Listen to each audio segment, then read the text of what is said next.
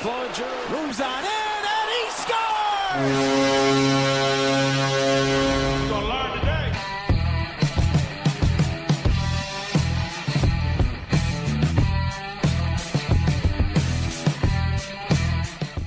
What's going on, everybody? Welcome to the Pod Street Bullies. It is John Gove. That's right, John Gove is in the driver's seat today, and I am here with the lesser half of the Pod Street Bullies, my boy, Derrik. What's going on, Derrik? What's going on, man? I was very reluctant to give up the captain's seat here tonight, but for good reason.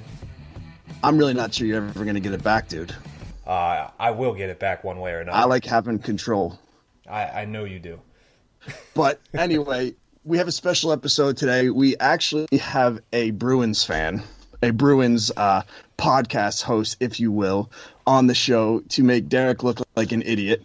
He is the founder of blackandgoldhockey.com and the host of Black and Gold Pod, and somebody that Derrik and I actually really look up to in the podcast world. We always ask him questions and kind of pick his brain. It's our buddy Mark Allred.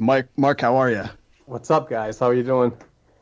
Oh, just living an active life here in quarantine. Yeah, I hear that. I'm stuck in my office as well, not doing much. Like we said in the pre-show talk, that domestic violence is up. So I think my wife's probably going to end up killing me soon. So we'll see what happens. But I'm glad I made the appearance on the podcast today before I do end up 6 feet under. Hey, yeah, at least we can kind of mark this off our bucket list. We got them on. Was that pun intended there? Sure, I guess so. Mark, I like it. There you go. So before we kind of get into things, man, how are you doing? What are you doing to stay busy? I'm still working as an essential employee. I do defense contracts, so I am still going in doing my 40-hour week, but I do another 40 hours immediately after that on the podcast and website, and we have 20 Bruins writers. We cover all aspects of the Boston Bruins, from the NHL down to the prospects across the world.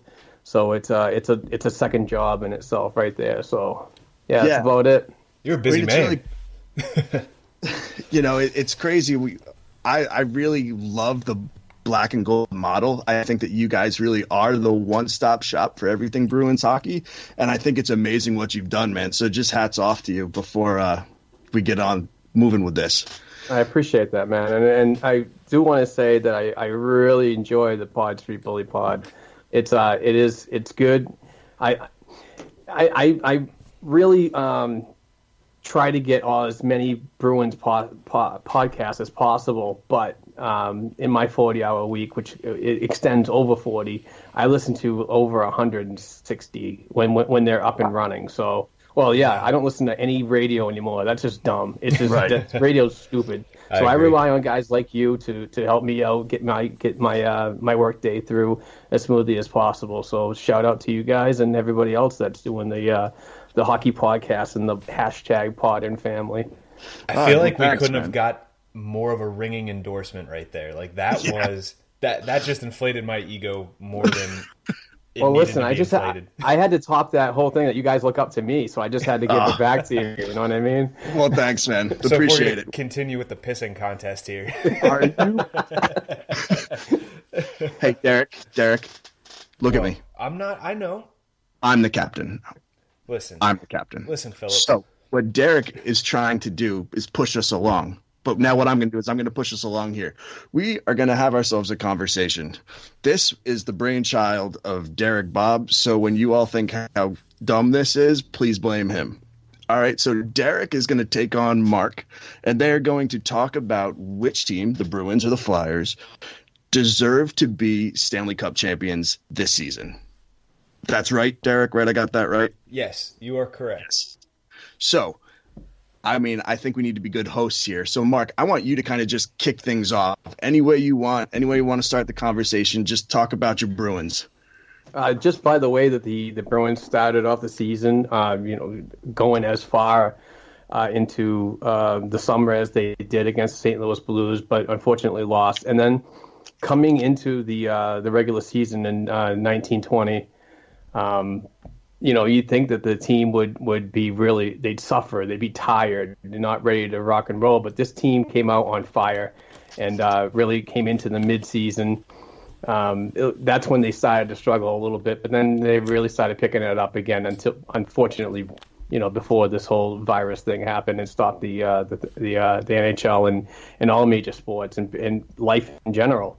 But leading the league in points and basically trucking through a lot of the NHL, it's definitely and totally biased when I say this, that I really had the Bruins taking it home this year. So yeah, well, I mean, best team in the league as of right now. I mean, who knows what the league's going to decide to do, but if we're going to end the season right now, President's Trophy winners, and probably would be regardless if we kept going. So Derrik, Boston Bruins are the best team in the league right now. What do you have to say about that? Why do the Flyers deserve the Stanley Cup?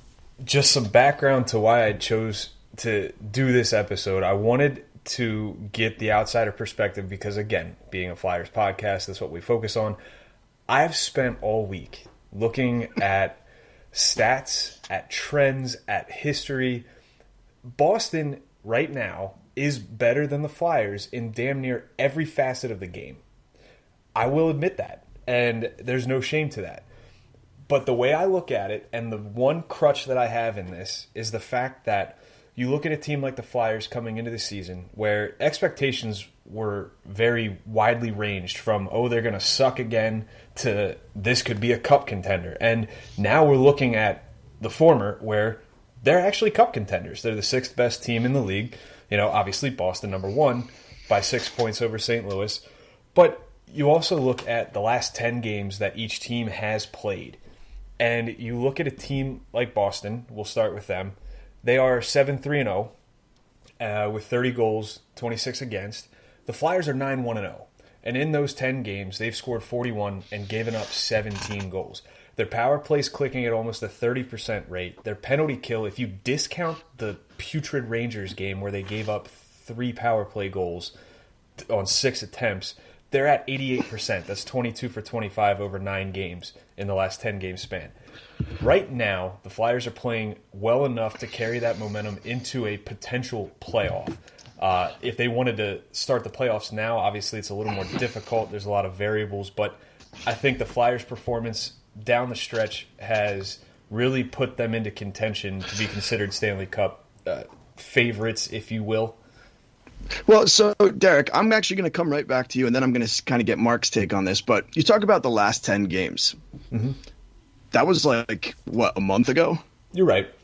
I mean, does that matter anymore? Does it matter that the Flyers were hot anymore? I think it still carries a bit of weight because, you said it's been about a month. It's tough. But at the same rate, your team should be able to look at that and say, hey, listen, the last 10 games we just played were great. If we can recapture that lightning in a bottle, we've got the drive to take that and just build on it. It's going to be difficult. It's going to be extremely difficult to recapture that type of chemistry that they had, that play that they were exemplifying in those games. But if they're able to do that, I think that gives them an edge over a majority of the teams in the Eastern Conference at the very least. I mean, and they won't see a Western Conference team, obviously, until the finals if they make it there. Right. So, Mark, what do you think? I mean, do you think that really matters at this point in time that the Flyers were 9-1 in their last 10 games, even though it was a month ago? Small sample size, actually, in my opinion. But they came alive at the right time. Right. And I'm no Flyers expert or anything like that. I completely leave that up to you guys. And when I listen to your podcast, I gather information, and obviously what Bob just said. But I mean, for me, the question comes down to goaltending. And if the season was going on, is Carter Hart the kind of guy that can get you through the regular season and then into the playoffs? I think he's a great prospect right now, and I think hopefully he does good things for you guys because, I mean, offhand, I think the last successful Flyers goaltender was Ron Hextall. I don't think that Roman Czechmanic was checking any boxes, and that was a pun, by the way. But they have shown that they have shown that they can be a solid regular season team and possibly go right into the playoffs. I mean, just look at the standings right now. They're second to the Capitals in the Metro, and they got a really good goal differential. I think they within the top 6 in the league in goal differential, and that definitely came on late. Hopefully, it's with the addition of my Boston boy Jimmy. I'm sorry. The other Hayes, not Jimmy Hayes. Kevin Hayes. Kevin, thank you. Kevin Hayes. Yeah, yeah, I mean, regardless of where we sit right now, they were really on a mission right now, and having a new coach in the fold, I think really helped those guys out. So. Right. I mean, talking to goaltending though, Tuukka Rask has been having a great year. Yeah, he's just been solid, and I think his workload has been altered to work well with him at his age right now. He's 33 years old. He's coming into his last full season of his contract. So I think that it was really important for him to really get that other goaltender behind him, like Yaroslav Halak, that 1A, 1B type of netminder. And it seemed like it started a trend a couple of years ago that other teams are doing the same thing, really splitting it down the middle, even, a 60-40 kind of thing.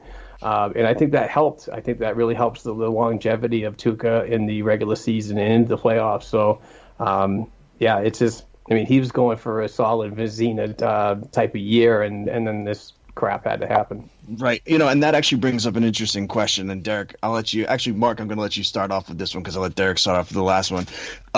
So we're talking 1A, 1B. You get in Boston, you have Tuukka Rask, you have Yaroslav Halak. In Philly, I mean, you might argue that it's not a 1A, 1B. I still do say that it's 1A, 1B, but you have Carter Hart and you have Brian Elliott. Which group are you taking right now as far as who's got the better goaltending tandem? I mean, I know in the playoffs you're not tandeming as much, but still, if somebody's getting lit up, you're going to put in the backup. So which tandem would you take? I'm definitely going on my bias, and it's the Boston Bruins, just because of the fact is that both goaltenders have playoff experience. Yeah. I'm not overly versed on how well Brian Elliott has been in the past. I know he's been a solid goaltender. More of a plug-and-play type of player.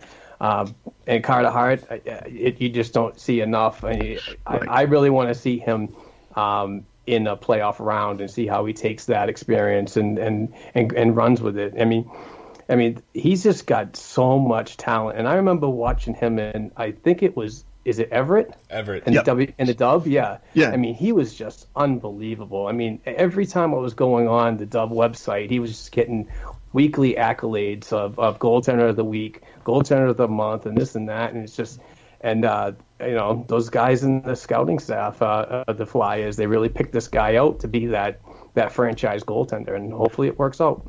Right. I mean, and just to think, I mean, he still has so much to prove. He's yet to go into the playoffs, but people forget how young he actually is as the starting goaltender in a city that hates goaltenders because of what we've been going through.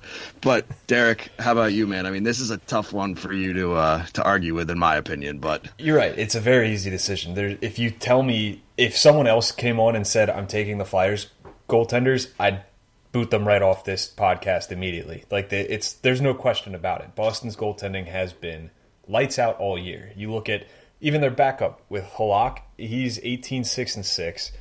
Rask hasn't even lost 10 games yet this year. They're both above 919. I think Halak's at 919 save percentage. Rask is like 929. How do you argue that? This is the one thing that I looked at that I really wanted to dig into because of the play of Carter Hart as of late. And I say as of late, like it's happened recently. It's been a month. But like the way the season left off, Carter Hart had been playing really well. Rask had been playing equally as well. He's off by maybe half a percentage point on some of these stats. And it's just, how do you argue with that? Like Mark said, Vezina-worthy numbers that Rask is putting up right now, and having a backup like Halak, I'd take Halak over Elliott any day of the week. And that's no slight on Elliott. It's more of a testament and an indictment on how well Halak has been playing. Right. So here's the thing. I mean, goalies, Boston has the advantage. I mean, a lot of the statistical areas, Boston has the advantage. What's one thing, Derrik, on the ice, right? Not last 10 games. What's one thing on the ice where you feel like the Flyers do have an upper hand on the Bruins, if anything? Numbers, honestly, right now, for all facets of the game, point towards Boston. So it's tough for me to really pinpoint one thing on the ice that you can logistically say the Flyers have the edge. But I think that it translates to being on the ice. You look at the situations surrounding Oscar Lindblom, the diagnosis with Ewing sarcoma. The Flyers have something bigger than hockey to play for right now. And they're proving that, evidenced by how they've been playing, how they had been playing, I should say.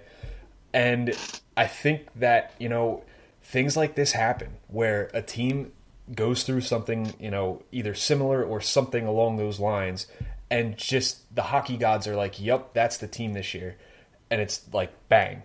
Last year St. Louis was they were the worst team in the league at the halfway point last year. And look at them now, Stanley Cup champions. You look at Washington never being able to get past Pittsburgh the year before, and then boom, they get past Pittsburgh, and as soon as they do, their roads paved in gold to the Stanley Cup that year.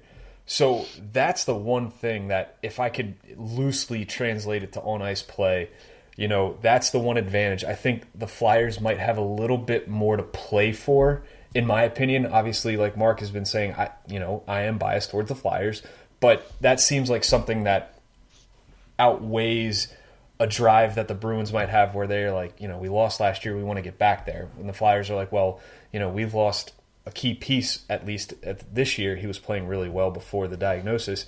They're playing for Oscar this year. So that kind of is my crutch in this situation. Well, yeah, I mean, and you see in sports over and over again. I mean, those things do play a factor. But Mark, again, we're not Bruins experts. So if you were to kind of point out one area where it was like could be the Achilles heel of the Bruins, or like one weakness that might shorten their playoff run, what would it be?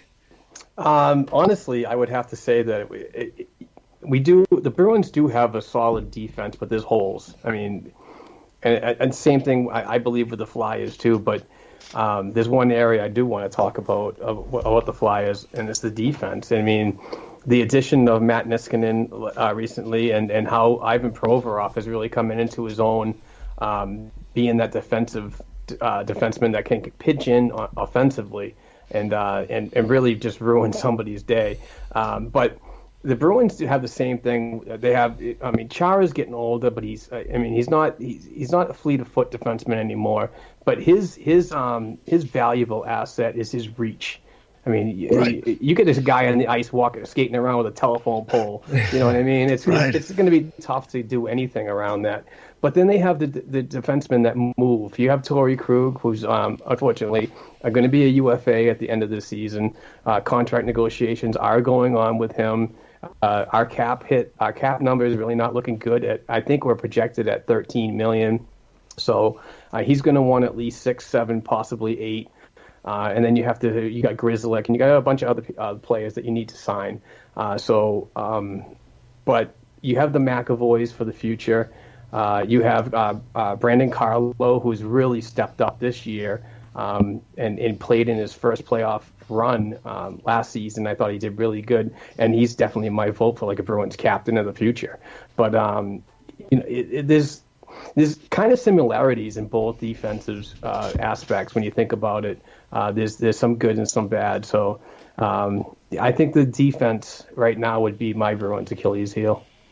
Yeah, and what do you have to say about that, Derrik? I mean, how do you feel about the Flyers' defense compared to the Bruins' defense? I'm going to have to agree with Mark here. I think that, excuse me, if we're going to talk defenses, you've got two units that have a very solid mix of veterans and young players. And the edge I think that the Bruins have is the fact that they've been further than a lot of these guys. Like Matt Niskanen's won a cup, obviously. Braun's been in the playoffs every year with San Jose. It seems like at least, but what has San Jose really done in the playoffs recently? But Charles won a cup. All these guys from Boston, they have much more experience, I think, when you add it up. And I might be the only one on this hill, but I feel like young defensemen, or players for that matter, that haven't been there yet, the naivety that they exemplify might be a good thing, because if you kind of overthink the position that you're in, you tend to slip up, you tend to make mistakes. Going out there, doing your job, and just doing what you've been doing all season, I feel like it's just better to do it that way instead of overthinking everything. Because, you know, I've never been to the Stanley Cup. If you put me into play, I'm just going to be like, okay, focus on what I'm good at. You know, I'm not going to be like, well, I got to do this, I got to do that, I got to do this, I got to do that. I'm going to be like, okay, you know, if I'm an offensive defenseman, I'm going to be like, okay, let's get the puck in the offensive zone, let's get it to the net, let's, you know, focus on that. If I'm a defensive defenseman, I'm like, all right, Pasternak, I got to take him out of the game. Marchand, I got to take him out of the game. I got to make sure that they're not on the board at the end of the night. You know, it's the naivety, I think, plays both ways, where it could be good and bad. But I think there's more of an advantage of it being good if they view it the way that I kind of view it. You know what I mean? Yeah, I mean, and to kind of add my 2 cents on all this, I think the one thing, I mean, as a Flyers fan, that I worry about with the defense is all it takes is one slip up in the playoffs. You know, these games are a lot tighter. And I think with some young defensemen, a la Phil Myers, sometimes he makes some bonehead decisions, and all you need is one of those decisions to turn into a goal, and like that can change a series. So I'm not really familiar with how, I mean, the Bruins D, but Phil Myers or those younger guys not quite having that playoff experience and still having the ability to make those dumb mistakes every once in a while would scare me a little bit. What do you say about the defense with Boston? Is there the same thing? Is it similar at all? Well, we do have one defenseman that does make some bonehead plays, and that's John Moore. And like you said, the playoffs are so much tighter. It's a tighter game. And I think in a seven game series, you learn to you see trends, and you can expose weaknesses. And those types of plays, you know, if one defenseman's not playing well, you know, the coaching staff in the locker room on the board or on video are going to point this stuff out. And they're going to like go to the wide side, take this guy because he's going to make a defensive mistake, and you know, play the trends. So yeah, I mean, that's actually a good question. Once in a while, you know. Yeah, I got to give you credit. You seem like your boy over there is shitting on you all the time. You can't give John too much credit. Come on now. It inflates the ego so fast. Like, I thought my ego was out of control. John's is even worse. Oh, I've got it in control. I know what I'm doing with it. Right now you do. No, I've got it under control, guys. So we've touched on goaltending. We've touched on defense. Let's move over to the offensive side of things. Especially, I want to mainly touch on the forwards, but we know defensemen also contribute to the offensive side of stuff. So, Mark, I mean, let's just talk about the Bruins offense for a little bit and kind of why it's such a big part for them, why it would help them get to the Stanley Cup. It's just the first line. It's just driven by Bergeron, Marchand, and Pasternak. I mean, Pasternak's having an unbelievable season, on his way to his first 100-point, 50-goal season. I believe that's correct. But I just think it's the way that they work together, with the mix of vets and younger players, how Bruce Cassidy orchestrates that lineup on a night-to-night basis. It's good. But I'm still one that's very concerned about secondary scoring. Right. Especially on the Krejci line. Jake DeBrusk's not had a great year. He's up for contract negotiations this year as an RFA. We'll see how that goes. I don't see him getting a huge payday because he really doesn't. He's contributed, but not enough and not consecutively, you know. But below that, the third line basically is driven by Charlie Coyle. And he's just a puck possession master.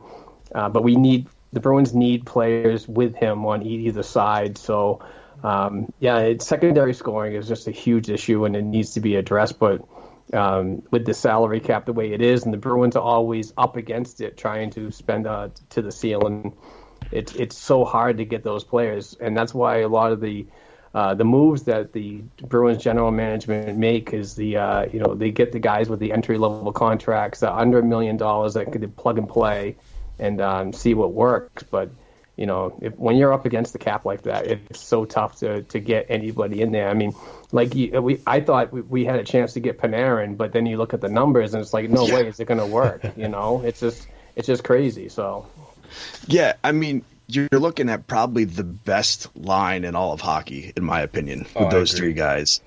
But all it takes, right, is for them to just have one bad series, right? One series where they're not generating as much offense as they typically do. And where's it going to come from in Boston? Is there anybody that comes to mind, though, who could really kind of pick up the slack, or are you not sure?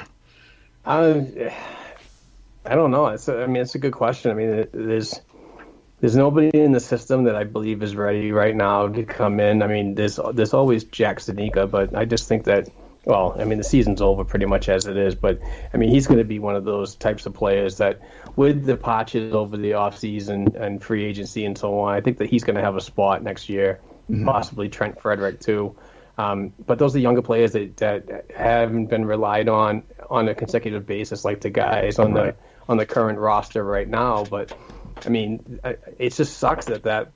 I mean, it doesn't suck, but it just that Bruins offense is so driven by that top three that when you look below, it's just so it's mind-boggling that they don't feed off of what's going on above them. And like you said, if one guy goes out of that lineup, or that whole line has a bad day, there's nobody there to really pick it up. Right. So. Well, and Derrik, you're going to talk about this, but I think we're dealing with something completely different with the Flyers, right? I agree. I think that secondary scoring is actually one of their biggest strengths right now, and as exemplified by their deadline acquisitions, where you pick up a guy like Derek Grant, who's having the best season of his career. He adds some real value to the bottom six. Nate Thompson, while he's not flashy, he's not going to put up a bunch of points. He's a great fourth-line option. You've got Raffl and Allred-Kubel with him on the fourth line, and Allred-Kubel's proved that with more time under AV, he can really play. It wasn't necessarily given that chance with Dave Haxtell, and thank God he's gone, because we would have never been able to see Nick Allred-Kubel the way he's been playing. Raffl's proven year in and year out that he can play up and down the lineup. I mean, he's played on every line that the Flyers have had. Pitlick has been great. I was on board with keeping Hartman. I think that he played pretty well in that short stint with them last year, but what they got in return I think outweighs what Hartman would have brought to the table this year.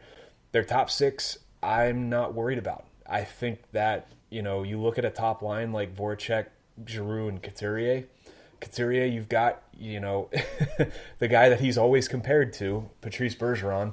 You have that defensive-minded forward that's good at shutting down that top line of another team, and then Claude Giroux and Jakub Voracek, those are the guys that are going to put up the points. And then in the second line, you've got Hayes and Konechny. Those guys can score. Farabee, if you decide to go with Farabee, you could put up Lawton with Konechny and Hayes. I actually kind of like that line better. But the secondary scoring is a strength for the Flyers, and they've got 6 guys right now over 40 points. Which, Boston's got 5, so it's not a huge difference, but that one guy, like you said, could make a big difference, because, if someone goes out, someone has a bad game, someone has a bad series, the Flyers, I think, have one thing that the Bruins might not, and that's the ability to put somebody else in that lineup and say, hey, go out there and do what that guy was doing before he either got injured or before he started sucking, Right. I mean, there's been so many times this year where, Claude Giroux forgot how to play hockey for 10 games, but the bottom 6 kept them afloat, and that's so huge, especially when you're talking about the playoffs. So we pretty much touched on all of the aspects of the on-ice hockey players, but I think this is going to be the most interesting part of the conversation. I want to compare the coaching staff, because I really think that we have two really good sets of coaches here. And I kind of just want to see what you guys think about your respective coaches and who you think even has the better staff at this point. So, Derrik, why don't we start with you? So with the Flyers, you've got a coaching staff of Alain Vigneault, you have Mike Yeo, and you have Michel Therrien. And Lappy. Don't forget about Lappy. And Lappy. My apologies. How could you forget Lappy? The guy takes a puck to the face. He's around the team for 15 years. He's a crappy coach. But, you look at it and you have three guys who have experience as a head coach. And the one problem that a lot of us envisioned at the beginning of the year is, like, is this going to be a stepping stone for one of these coaches, aside from Vigneault, obviously, because Vigneault's already a head coach? Are they going to want to take this step and then get back to being a head coach? That doesn't seem like the case because they seem to be gelling really well. There was some problems with the power play. The penalty kill has experienced a couple problems here and there as well. But all around, the power play is really starting to pick up. The penalty kill's really been pretty solid. I think they're in the top half of the league in both categories at this point. I'm really happy with the coaching staff. I think that, the line jumbling initially was to be expected because Vigneault had said going into the season, I'm not going to watch tape on these guys. I want a clean slate, fresh start. I want to find out who these guys are through my eyes instead of the lens of a camera. And I love that approach, and I think that it's paid off because you see the lines that he's come up with. He's had some very successful lines this year, and honestly, a lot of them center around Couturier and Konechny, two of the cornerstones of this franchise for the foreseeable future, hopefully. And I think that it's a testament to that coaching because Vigneault's put those guys in those spots, created that success. Obviously, it's up to the players to produce, but Vigneault's putting them in the right position to do so, along with messing around with the power play. I mean, how often in the past few years have we looked at the power play 2 unit and been like, this is just defunct. Like, it's terrible. Right. And now power play 2 is actually doing really well. The penalty kill is leaps and bounds better than last year, and we can attribute that to the special teams. Like, that, it's coming together well. The coaching staff, I feel like, is gelling really well. And I'm honestly pretty happy, and I'm not going to sit here and say it's the best coaching staff in the NHL, but I'd be willing to put it up against some of the top coaching staffs. Yeah, I mean, I think it's a top tier for sure. So, Mark, let's bring it over to you and the Boston coaching staff. Yeah, actually, I'm a huge fan of the staff of Bruce Cassidy, head coach, assistant coach Kevin Dean, Joe Sacco, and Jay Pandolfo. And what those 4 guys right there say to me is they really entrust the youth.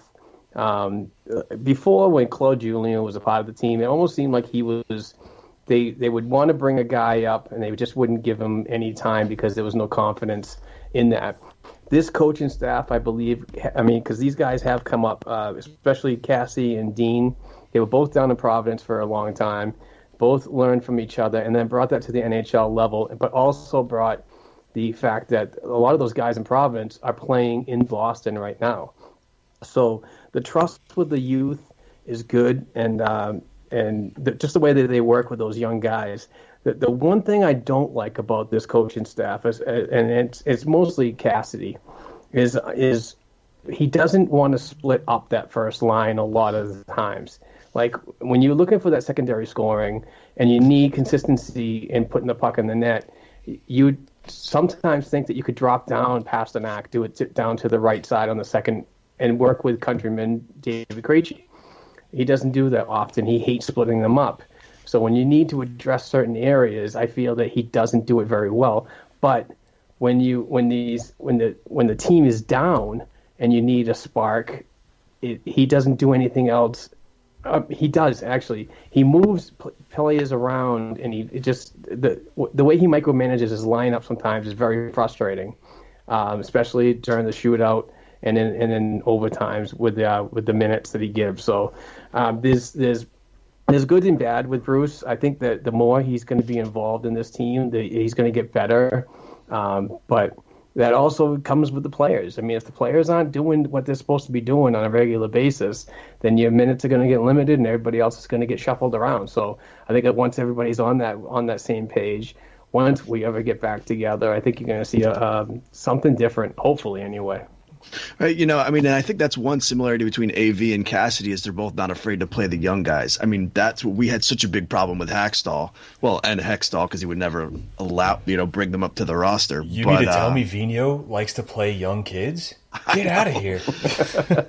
When they hired Vigneault, Mark, everybody was just like, oh, it's going to be a veteran-heavy team and forget about all our prospects. Yeah. And he has given all of them all the time they need. He gives them opportunities. I mean, and so many of them have flourished under him. Farabee, he's played well.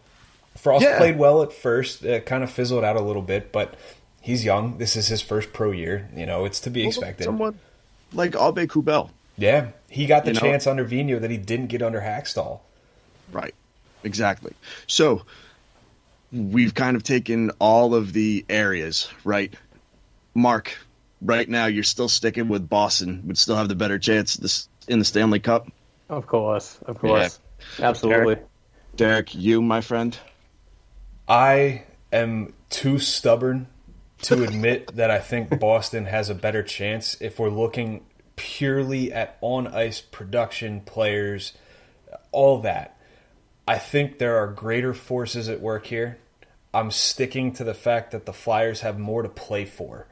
So, yes, I will say that the Flyers have a better chance, but it's not because I don't want to say that they aren't the better team, but let's be honest, Boston is the better team, Right. But I think that come playoff time, everybody knows anything can happen. So it's one of those things. I'm very reluctant to admit that Boston stands the better chance, but I think that once you get on the ice, once you start playing those games, it's a whole different scenario.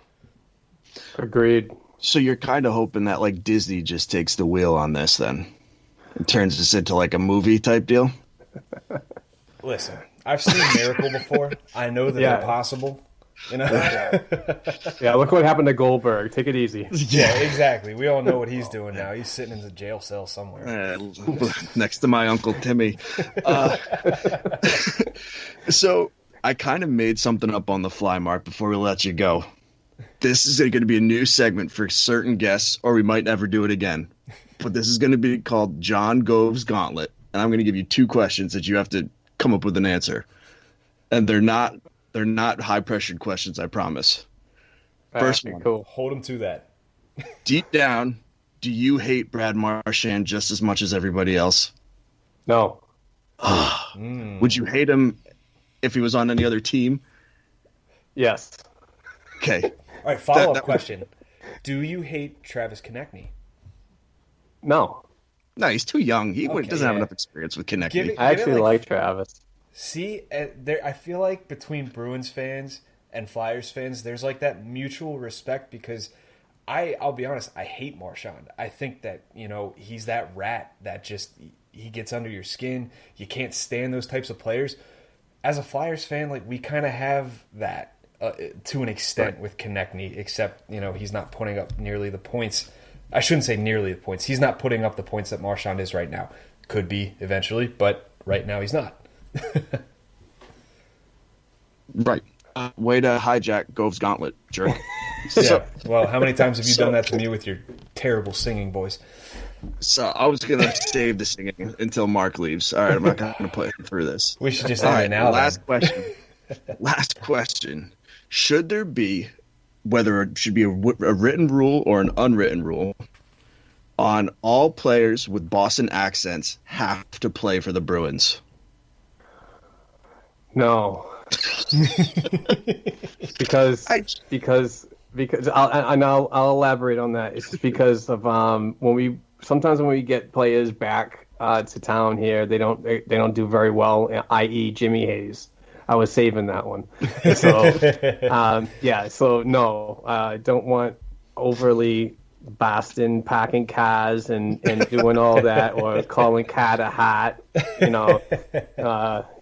mean, that's actually a good question. I like that. All right, and I mean, the last one I'm going to give you is a little bit more of a serious one, but what do you think is going to happen with the rest of this season / postseason? What do you think is going to happen? What is the NHL going to do? From the folks that I've talked to that know NHL execs, it's going to be a whirlwind of scenarios that are going to be put into place and just to see if it works. Obviously, there's a second wind of this virus that could happen again. So, I mean, is it too soon to start when something else could happen later on? I want hockey back. I need it. I'm going crazy here. You and me both, brother. And I just don't. I for the health of humanity, we have to think that way first. Sports comes second. I just want to see this thing wiped out first, and then let's go back to our lives. But I really don't want the league to get greedy about this, and the owners get greedy that we're running out of money and this and that way. We're not having games. I just want to let's get to a point that we're all safe and happy, and then we'll go on with our lives, and sport will come back. Yeah, very well said. I agree with you 100%.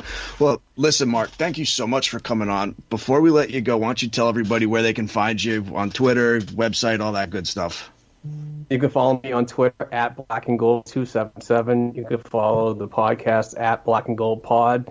Follow our website content. Like I said earlier, we have 20 writers, and we do content from up the NHL down to the prospects around the world, and that's at blackandgoldhockey.com. Well, thanks so much again for coming on, Mark, and we'll have to do it again sometime when we're in the Eastern Conference Finals against the Bruins.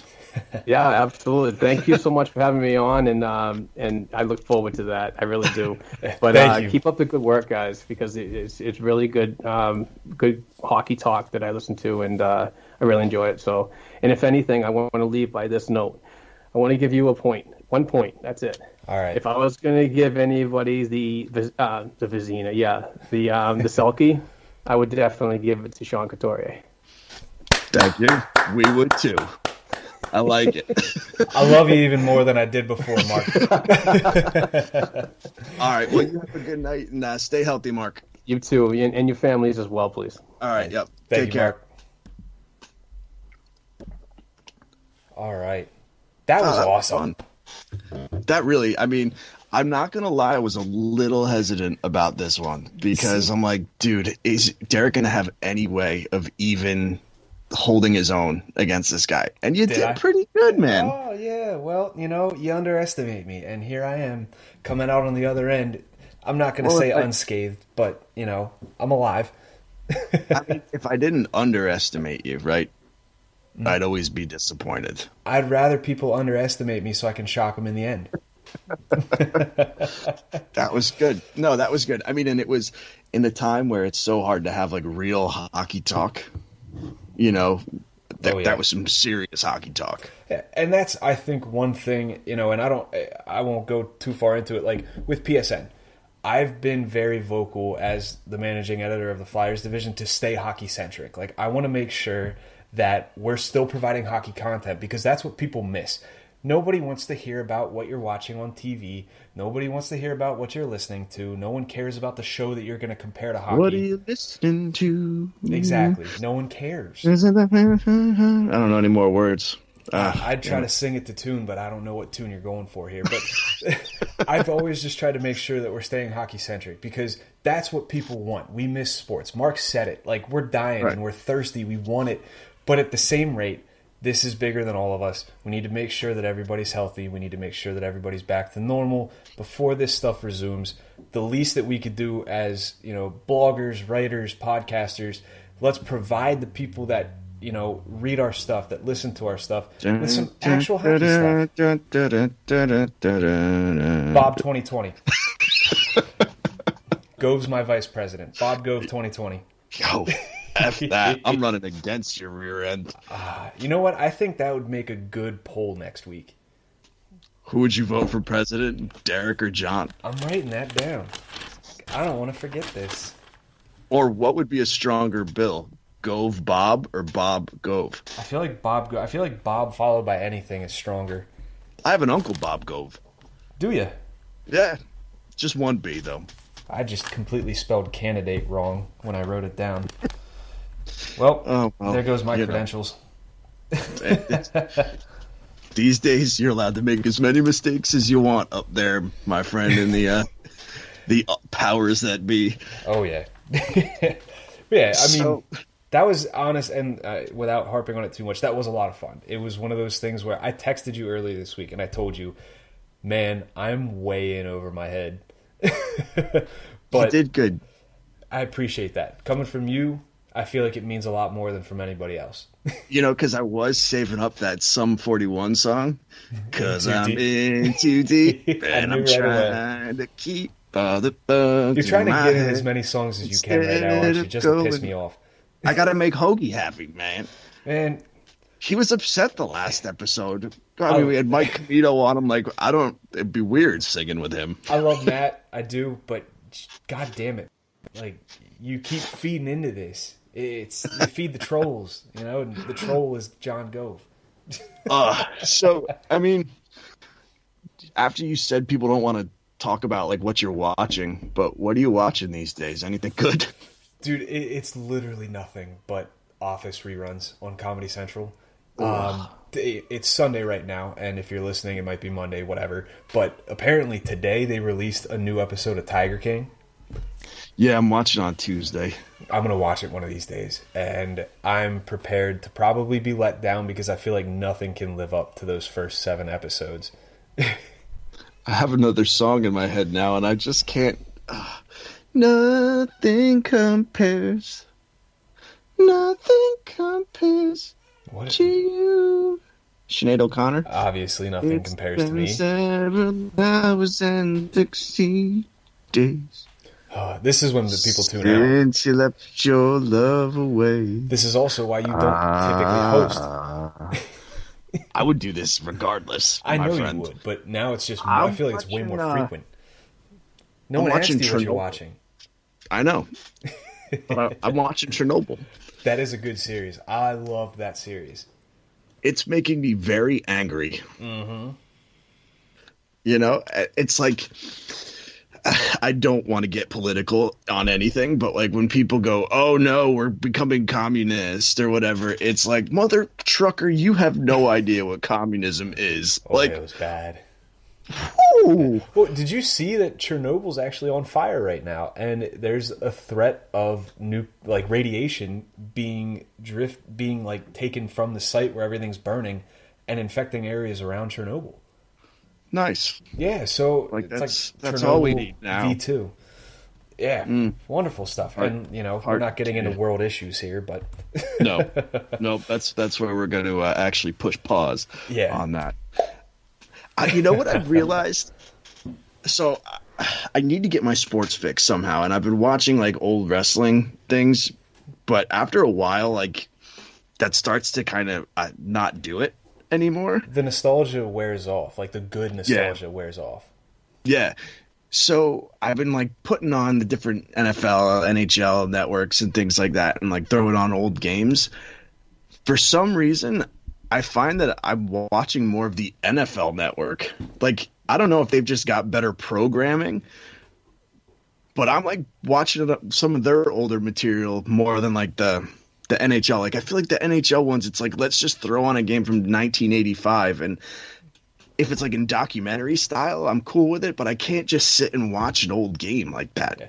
They've got more money to play with. So the production value, people that are doing it, cameramen all the way up top to the people that are narrating it. Like, I could see why it'd be more interesting to watch an NFL film as opposed to NHL. But, again, I get that. I'd probably do the same if we sprung for the NFL Network package. You know what's wild? So the NFL Network comes on like the basic cable package. Does it? So does the MLB Network, and so does NBA, whatever they call it. Backcourt or something like that.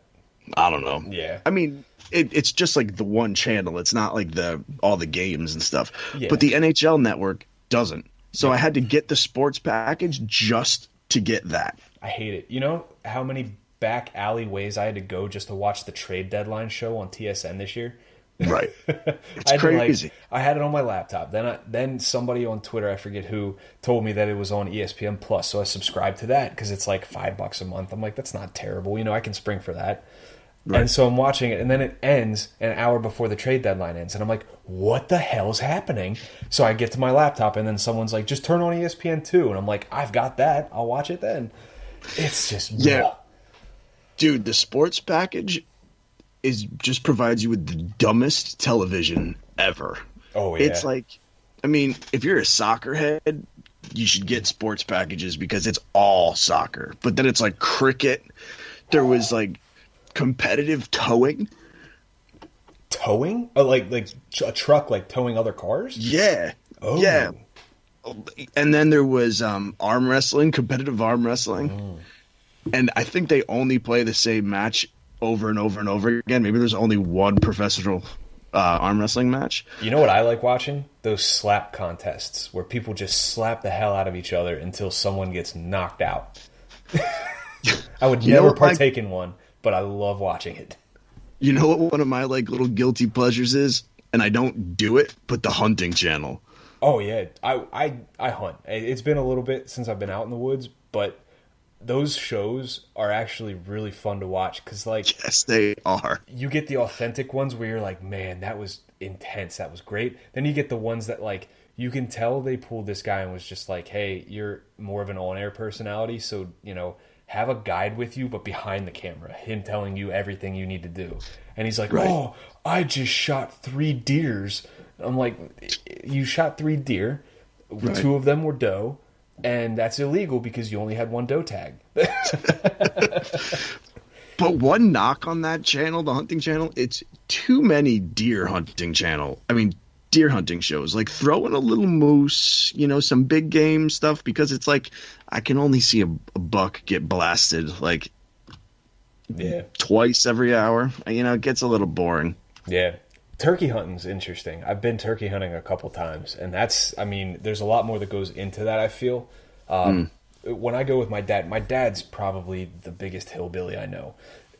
And we'll go to Bedford in Pennsylvania, Western PA, and, you know, there's a ton of game lands out there, and the game plan is always, all right, there's usually 3 of us, so we'll take each corner of this cornfield, and then someone goes in the middle, like, all right, we're going to drive out these woods and we'll try to kick something up, you know? First half of the day, we'll spend sitting somewhere just waiting to see if anything walks by. It never does, because, and this is my sidebar for the day, the one year we went out, it was one of my last years. Past 10 minutes has been a sidebar. Well, whatever. We met this guy who owns a farm out there, and as a farmer, you can get, I believe it's a green tag, where you can just hunt openly all year. This guy, I'm not kidding you, our first impression of him, we were going up to his farm that we didn't know was his yet, and we were going to ask permission to hunt his land. He's in his pickup truck in the middle of the field chasing a deer. And I'm not kidding you, this is something out of, like, just, if there was like a hillbilly network, this is what they would feature. He had the back window of his truck out so that he could literally swing around with his, I think he had, I want to say it was like a 30-06, and take shots. I'm like, are you kidding me? That's awesome. Why doesn't he have a hunting show? He should. And I used to be a cameraman. I would do it. I'd follow Pod him Street around Productions. Let's expand. Oh, it'd be incredible. That was my first impression of this guy. His name was Ty, and I will never forget it. It's engraved in my brain. I hate to expand this any longer, but it just reminded me of another show that I'm watching. So we got Reagan an iPad because we're doing a lot of like homeschooling stuff. Mm-hmm. And with the iPad came a year of Apple TV. Ooh. So they have like their own shows and things. And I don't know. I mean, I was never really interested in Apple TV, but they seem to have some pretty decent things on there. So I'm watching this one, and M. Night Shyamalan, he actually produces it or directs it. Shyamalan? M. Night Shyamalan. Shyamalan Ding Dong. Yeah. Anyway, he directs it or produces it. It's called The Servant. Mm-hmm. Have you heard of this? I want to say that I have.